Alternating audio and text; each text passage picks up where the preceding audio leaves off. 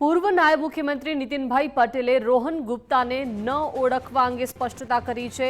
High command દ્વારા નવા નિયુક્ત નેતાઓને શુભેચ્છાઓ પાઠવી હતી। રોહન ગુપ્તાને વ્યક્તિગત રીતે ક્યારે મળ્યા ન હોવાનું જણાવ્યું।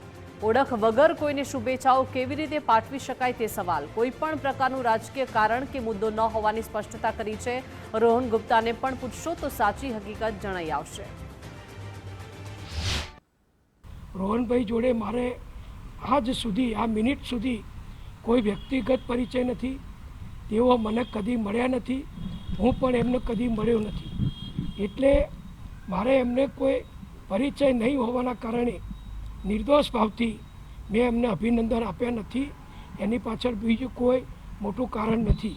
આપણે કોઈ પણ પ્રસંગમાં જ્યારે કોઈને અભિનંદન આપીએ, શુભેચ્છા પાઠવીએ તો એ આપણા જાણીતા હોય, આપણા પરિચિત હોય તો જ આપણે એમને અભિનંદન પાઠવીએ છીએ। આપણા ઘરે કોઈ સામાજિક લગ્ન પ્રસંગ વગેરે હોય કે બીજો શુભ પ્રસંગ હોય તો આપણે પણ આમંત્રણ એમને જ આપીએ છીએ જેઓ આપણા જાણીતા હોય। એટલે મેં મારા જાણીતા, મારા મિત્રો, મારા સાથીઓ, મારા વર્ષો જૂના સહયોગોને અભિનંદન પાઠવ્યા, પણ મારો પરિચય રોહનભાઈ સાથે નથી।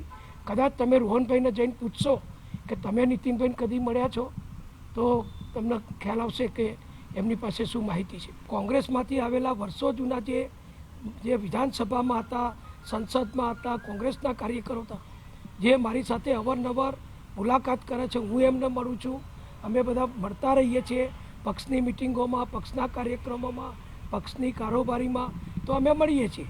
પણ રોહનભાઈને કદી મારે મળવાનું થયું નથી। એટલે પરિચય નહીં હોવાના કારણે મેં એમને કોઈ શુભેચ્છા પાઠવી નથી।